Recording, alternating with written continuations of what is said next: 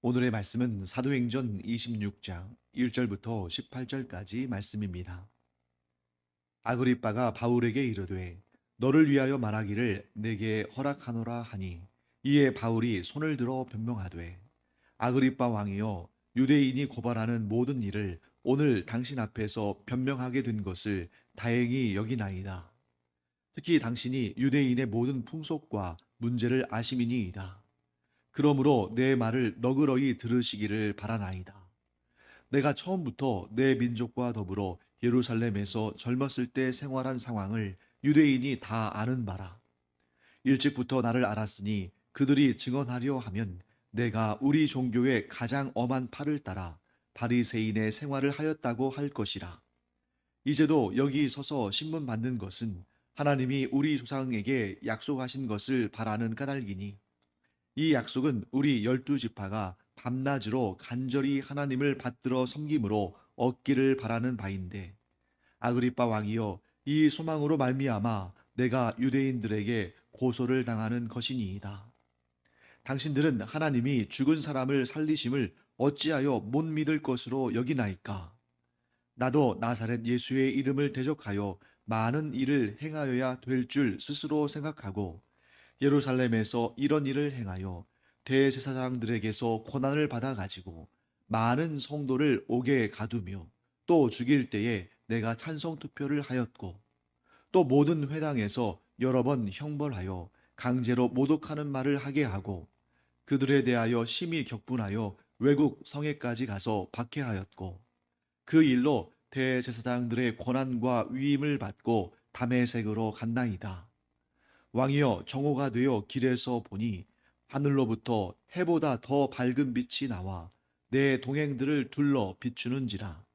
우리가 다 땅에 엎드러짐에 내가 소리를 들으니 히브리 말로 이르되 사울아 사울아 내가 어찌하여 나를 박해하느냐. 가시체를 뒷발질하기가 내게 고생이니라.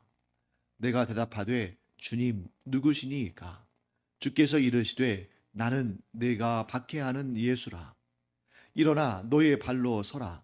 내가 내게 나타난 것은 곧 내가 나를 본 일과 장차 내가 내게 나타날 일에 너로 종과 증인을 삼으려 함이니 이스라엘과 이방인들에게서 내가 너를 구원하여 그들에게 보내요. 그 눈을 뜨게 하여 어둠에서 빛으로 사탄의 권세에서 하나님께로 돌아오게 하고 죄 사함과 나를 믿어 거룩하게 된 무리 가운데서 기업을 얻게 하리라 하도이다. 자, 우리가 지금 읽은 이 사도행전 26장의 말씀은 지금 바울이 아그리빠 왕 앞에서 하는 얘기입니다. 자, 지금 아그리빠 왕이 왜 이곳에 있습니까? 자, 지금 이 로마에서 이스라엘을 통치하도록 다스리는 총독이 바뀌었죠. 벨릭스 총독에서 베스도 총독으로 바뀌었는데 이 신임 총독 베스도가 부임을 했으니까 이 신임 총독은 어디에 거하냐면 예루살렘에 거하는 것이 아니라 이 가이사라에 있죠. 자, 이곳으로 이 이스라엘 땅을 지금 현재 분봉왕으로 다스리고 있는 뭐 더 정확히 말하자면 북쪽 지역이죠. 이 갈릴리 인근 지역 이 지역을 다스리고 있는 이 헤롯 아그리파 2세가 지금 신임 총독인 베스도를 맞이하고 인사하기 위해서 왔습니다. 그런데 그때 바울이 그곳에 갇혀 있었고 또 바울이 로마 황제에게 상소한 상황이었죠. 그런데 지금 문제는 뭐냐면 이런 상황에 대해서 뭐 잘 알지도 못하고 이런 경험을 한 적도 없는 이 베스도 총독이 일단 이 바울이 로마 황제에게 상소를 했기 때문에 거기에 대해서 어떤 액션을 취해야 되는데 일단 바울이 로마 시민이기 때문에 그 상소권을 가지고 있었고 그것을 아무리 총독이라 할지라도 아무렇지도 않게 그냥 묻어둘 수는 없으니까 보내기는 보내야 되는데 지금 무엇이 문제입니까? 무슨 제목으로 보낼까? 이 베스도 총독의 입장에서 보면 그도 이제 로마의 행정관으로서 오래 일을 했을 텐데 아무리 봐도 지금 이러한 일을 가지고 지금 되어가는 그런 상황을 보니까 이런 일을 가지고는 로마 황제에게 보낼 무슨 죄목이 없는 거예요. 그렇게 지금 아그리빠 왕에게 도움을 구합니다. 아그리빠 왕이요. 나는 이 사람에 대해서 무슨 제목으로 로마 황제에게 보낼지 답이 없으니까 당신이 한번 신문해 보고 어떤 제목으로 로마 황제에게 보낼지 나에게 좀 알려주십시오. 그러니까 이제 아그리빠 왕이 공식적으로 그를 신문하는 시간을 갖고 있습니다. 자, 그러면 여러분 여기에서 우리가 뭘 할 수가 있습니까? 그냥 겉으로 보면 아그리빠 왕과 베스도 총독, 로마 총독 앞에서 자기의 어떤 억울함을 그렇게 소명하고 스스로 변론하고 하는 것처럼 보이지만 사실 이 일이 왜 이루어졌는가? 우리는 여기부터 알아야겠죠. 예수님께서 바울을 부르시지 않으셨습니까? 사울아, 사울아, 네가 왜 나를 박해하느냐? 그러면서 이제 사울이 예수 그리스도를 영접하는 시간을 가졌죠. 그때 예수님께서 그 당시에 사울이죠. 사울에게 그가 장차 어떠한 일들을 하게 될 것인가, 어떠한 고초를 당하게 될 것인가 하는 것을 환상을 통해서 보여주셨을 뿐만 아니라 이렇게도 말씀하셨죠. 내가 너를 왕들을 만나게 하겠다. 내가 너를 통해서 왕들에게도 복음을 전하게 하겠다. 이런 말씀도 이미 주셨다는 것이죠. 자, 그렇기 때문에 바울은 지금 현재 이스라엘 내에서 바울이 만날 수 있는 가장 높은 두 사람을 만난 것입니다. 지금 베스도가 신임 총독 베스도가 아그리빠 왕에게 존대하잖아요. 왜 그렇습니까? 자, 베스도가 지금 이 땅에서 이 이스라엘 땅에서는 가장 실권자입니다. 아무리 왕이라 할지라도 베스도에게 로마 총독에게 함부로 대할 수가 없어요. 왜? 그의 눈밖에 나게 되면 결국에는 로마 황제에게 미움을 받게 되고 결국 그 분봉왕이라는 진짜 왕이 아니라 소위 말하면 고용된 왕인 거죠. 로마 황제에게 소속된 왕이죠. 그 왕의 권한, 그 분봉왕의 권한을 언제 잃을지도 모르기 때문에 아무리 자신이 왕이라 할지라도 이 베스도에게 함부로 할 수는 없습니다.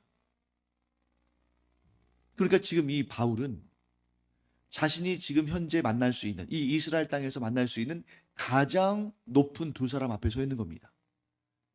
로마 총독 베스도와 이스라엘의 분봉왕 아그리빠 왕. 그러면 여러분이 만일 우리가 지금 현재 우리나라에서 만날 수 있는 가장 큰 권력자가 누군가? 뭐 아무래도 대통령이겠죠. 물론 지금은 심판 가운데 있지만 대통령, 그러니까 우리식으로 따진다면 이겁니다. 대통령과 미국 대사 앞에 서 있는 거죠. 구한말 시대로 따진다면 이렇게 되겠죠. 고종 황제와 일본에서 파견한 총독 앞에 서 있는 거죠. 자, 그러면 어떻겠습니까? 굉장히 긴장도 되고 두렵고 더군다나 자기가 지금 죄인으로서 지금 법정 안에 서 있는 거니까 굉장히 두렵고 떨리고 말 한마디 하기가 어렵겠죠. 그런데 오늘 여러분들과 제가 이 사도행전 26장 본문의 말씀을 쭉 읽었는데 바울이 아주 청산유수로 말하지 않습니까? 전혀 거리낌 없이 아주 여유롭게 하고 싶은 말을 다 합니다. 왜 그랬을까? 이 시간이 바울이 고대하고 기다렸던 시간이기 때문이에요. 자, 겉으로 보면 지금 오늘 내일 목이 왔다 갔다 하는 생명이 왔다 갔다 하는 그러한 불안한 그런 상황이지만 바울은 이미 알았던 거죠. 자신이 어떤 고초를 받고 어떤 사람들 앞에 설 것인가. 예수님께서 이미 오래전에 그에게 말씀하셨잖아요. 내가 너를 왕들에게로 보내겠다. 지금 이스라엘 땅에서 가장 높은 두 사람 아그리빠 왕과 베스도라는 로마 총독 앞에 섰으니 예수님이 말씀하신 그대로 되지 않았습니까? 이때를 기다려왔던 거죠. 왜? 하나님께서 예비하신 결정적인 순간이니까. 그 결정적인 순간 보통 사람들 같으면 내가 말 한마디 잘못하면 오늘도 죽을 수 있겠구나. 그런데 바울은 두려워하지도 않고 머뭇거리지도 않았습니다. 왜? 예수님께서 이미 알려주신 그 결정적인 순간, 그 고대하고 기다리던 시간과 그 기회가 왔기 때문이에요.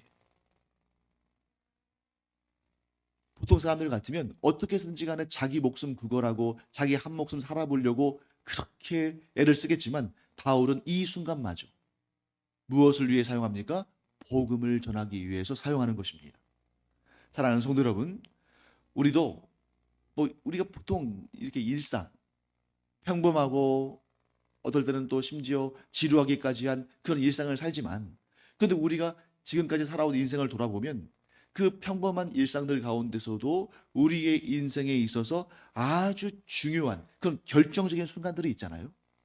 그런데 어떤 사람들은 그 결정적인 순간 앞에서 두려워하고 주저하고 머뭇거립니다. 그런데 어떤 사람은 그 결정적인 순간에 아주 여유롭고 아주 담대하고 아주 그 기회를 잘 살려요. 왜 그럴까요? 하나님께서 함께 하시는 그 준비된 시간이라는 것을 알기 때문입니다. 우리가 준비된 사람이라면 언제 어느 때든지 간에 어떤 장소이든지 간에 어떤 순간이든지 간에 어떤 기회든지 간에 하나님께서 나에게 예비하신 그 아름답고 복된 순간이 반드시 올 것이다. 그 결정적인 순간이 반드시 올 것이다 하는 것을, 그게 구체적으로 어떤 때 어떤 일인지 모르지만 그것을 알고 기도함으로 준비된 사람이라면 정말 그 결정적인 순간이 왔을 때에 두려워하거나 머뭇거리거나 주저하거나 하는 것이 아니라 아주 담대한 마음으로 하나님을 신뢰하고 우리 주 예수 그리스도의 손을 붙들고 성령의 인도하심을 따라서 그 결정적인 순간에 가장 좋게 하시는 하나님의 역사를 경험하게 될 줄 믿습니다. 그래서 우리가 항상 준비되어야 되는 거죠. 그 준비 가운데 가장 처음은 무엇입니까? 하나님을 신뢰하는 것입니다. 하나님은 어떠한 상황 가운데서도 나와 함께 하시며 내 인생을 통해서 하나님의 위대한 역사를 이루실 것이다. 바울을 보십시오.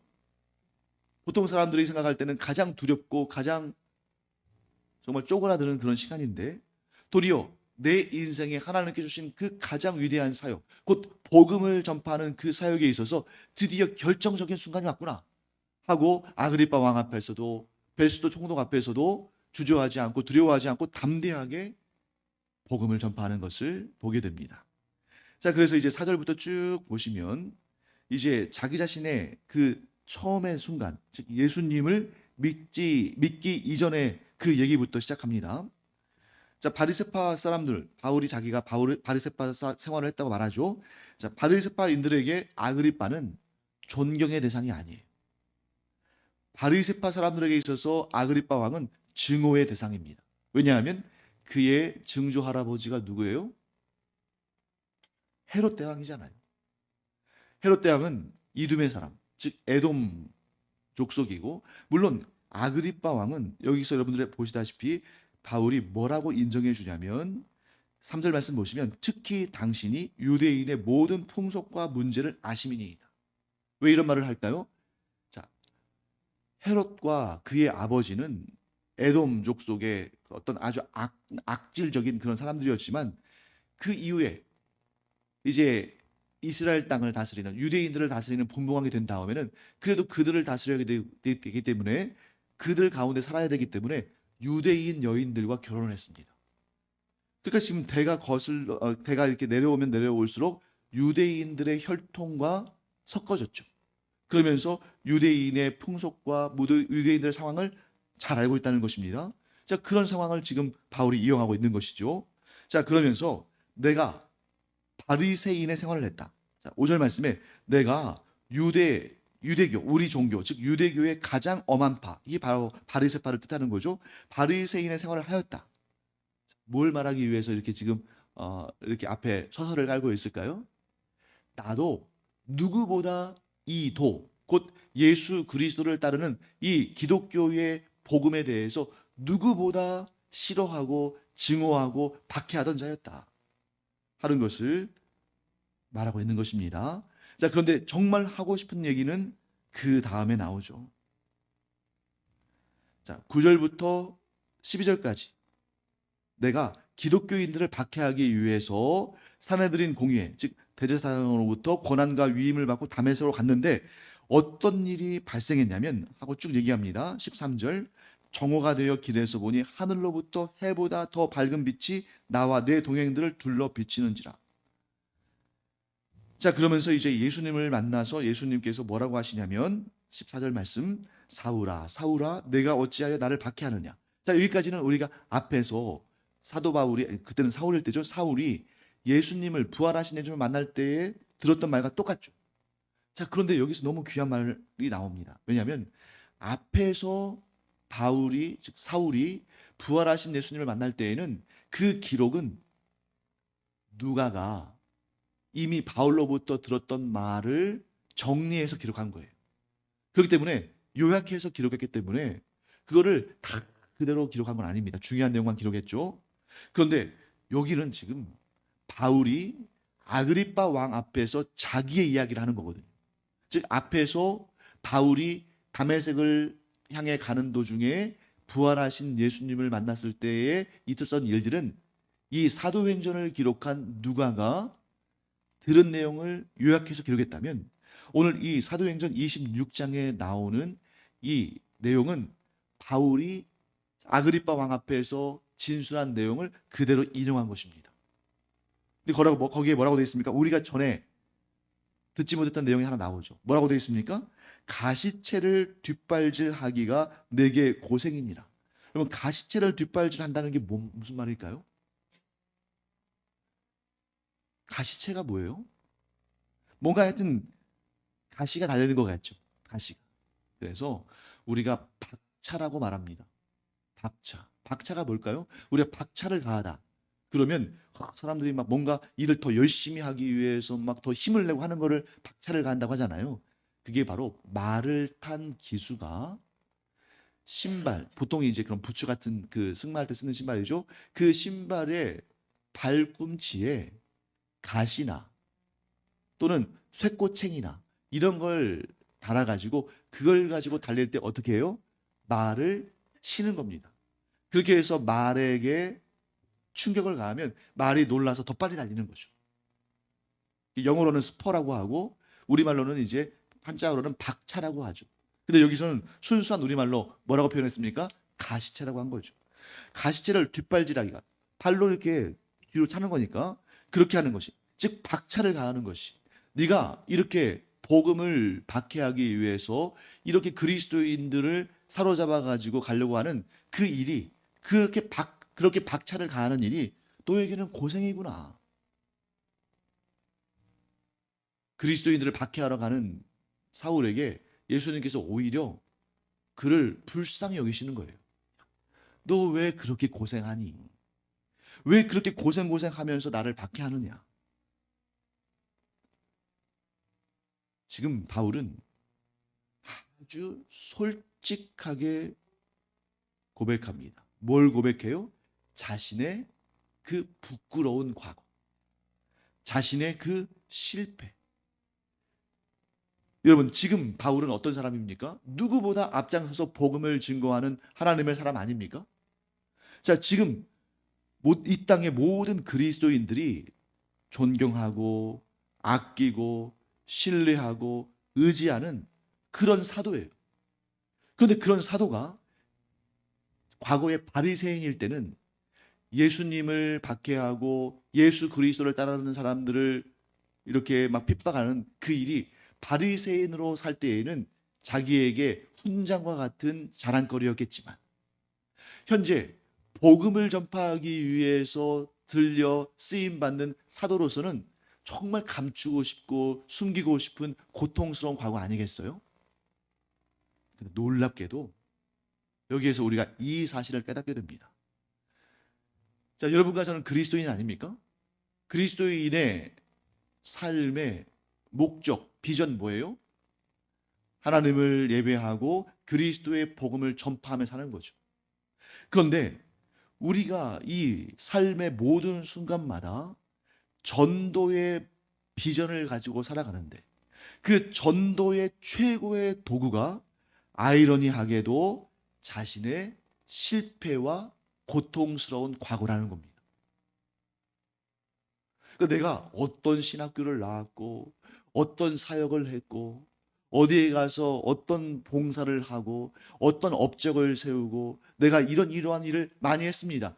이게 아니라 내가 예수 그리스도를 믿는 자들을 죽이려 했고 그들을 박해했고 내가 결국 예수 그리스도를 박해한 사람으로 살았는데 그런데 이렇게 변화가 되었다.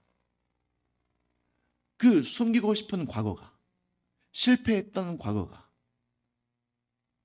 나의 그 어둡고 고통스러웠던 과거가 오히려 생명의 복음을 전파하는 일에 가장 큰 힘이 되고 가장 유용한 도구가 되더라는 것입니다. 그래서 여러분, 많은 그리스도인들이 이 고통의 문제에 대해서 빨리 벗어나고 싶어요. 내 실패에 대해서 빨리 감추고 싶어 합니다. 나의 약점, 나의 부족함, 나의 실패, 나의 어두운 과거를 그냥 숨기고 싶어요. 그냥 없었으면 좋겠어요. 그런 기억조차도 안 했으면 좋겠습니다. 그리고 나의 밝은 모습, 나의 성공한 모습, 나의 성취, 나의 그 어떠한 결과물들 이런 것들만 막 드러내고 싶어요. 그런데 오늘 이 본문을 보십시오. 하나님께서 바울을 들어 사용하실 때 그에게 있어서 이 왕 앞에서, 총독 앞에서 무엇을 들어 사용하게 하십니까? 자신의 그 고통스러운 과거, 창피한 과거, 어두운 과거, 실패한 역사를 오히려 그것이 가장 좋은 전도의 도구가 되어서 쓰임받고 있는 것을 보게 되는 것입니다. 사랑하는 성도 여러분, 그렇기 때문에 우리가 사람이기 때문에 고통이나 실패나 나의 문제들 감추고 싶죠. 하지만 그것들이 오히려 우리의 삶에 있어서 우리가 하나님께서 우리에게 맡기신 그 전도의 사명을 감당하는데 가장 좋은 도구가 된다. 근데 한 가지 전제가 있습니다.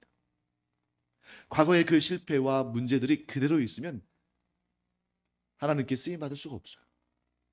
자, 바울이 과거의 그 어두운 고통스러운 과거가 오늘날의 그의 가장 좋은 전도의 도구가 된 이유가 뭡니까? 변했기 때문이죠. 과거의 그 고통스럽고 그 어두웠던 그런 실패와 문제들을 극복하고 하나님께서 쓰실 만한 귀한 종들로 변화되었을 때에 비로소 과거의 그 어둡고 고통스러웠던 과거의 그 실패들이 오늘날 하나님의 손에 들려진 귀한 전도의 도구들이 된다. 그렇기 때문에 우리가 해야 할 일은 뭐냐면 과거를 집착해서도 안 되고 과거를 그냥 묻어둬서도 안 되고 그 과거의 실패와 또 과거의 고통과 이런 것들을 우리가 그리스도 예수의 그 복음 안에서 잘 극복하고 잘 승화시키고 잘 발전시켜서 하나님께서 쓰실 만한 자로 변화되고 성장하는 것이 우리의 오늘의 사명입니다. 어느 날 갑자기 변화되는 것이 아니라 그런 문제들을 가지고 주님의 손을 붙잡고 성령의 인도하심 가운데 이것을 하나님께서 쓰실 만한 그러한 도구들로 변화시켜 나가는 그런 성장과 발전이 있을 때에 도리어 그 과거에 어두웠던 문제들이 오늘날의 가장 존귀한 하나님의 도구들이 된다는 것을 보게 되는 것이죠. 그래서 하나님, 우리가 하나님 앞에서 이런 기도하기 바랍니다. 하나님, 제가 과거에는 이렇게 죄악 가운데 허물 가운데 문제도 많았고 정말 오늘날 창피하고 감추고 싶고 버리고 싶은 그런 일들이 있었지만 그러나 주님의 인도하심과 도우심과 성령의 함께하심 가운데 이렇게 제가 그 어두웠던 과거를 극복하고 회복되어지고 오히려 더 성숙하고 성장하게 하심 감사드립니다 하면서 우리가 이런 변화된 삶의 열매들이 있을 때에 그것을 가지고 누군가를 도울 수 있다는 것이죠. 뭐 예를 들면 이런 것이죠. 암으로 고통당하던 자가 그 암에서 치유를 받게 되면 그와 비슷한 고통을 당하고 있는 자들을 돕는데 그보다 더 큰 힘은 없겠죠. 나도 당신과 비슷한 그러한 어려움을 겪었는데 내가 하나님을 붙들고 기도하고 하나님의 은혜 가운데 이렇게 회복이 되어서 오늘날 이렇게 지금 잘 살고 있다. 천마디 만마디 말보다 그의 삶이 그의 변화가 그의 회복이 지금 고통당하고 있는 사람에게는 큰 힘이 되고 소망이 되고 능력이 되겠죠. 우리가 그렇게 주 안에서 변화되고 과거의 죄와 허물과 문제들을 극복하고 그래서 그 힘을 가지고 누군가를 돕고 인도해주고 살려주는 그런 하나님의 사람들 되기를 간절히 축원합니다. 기도하겠습니다. 하나님, 저희의 과거에 어두웠던 부분들, 고통스러웠던 일들, 숨기고 싶고 또 버리고 싶은 그런 일들마저도 하나님께서 들어 사용하시며 주 안에서 저희가 그 모든 문제들을 잘 극복하고 견고한 주의 종들로 성장할 때에 저희가 누군가를 돕고 누군가에게 복음의 일꾼들로 사역할 수 있게 하시는 줄을 믿습니다. 그러므로 저희가 과거의 문제에 발목 잡혀 있는 것이 아니라 주님과 함께 그 문제를 잘 극복해 나감으로 말미암아 내가 잘 될 뿐만 아니라 다른 이들도 도울 수 있는 하나님의 능력 있는 종들 되게 하여 주시옵소서.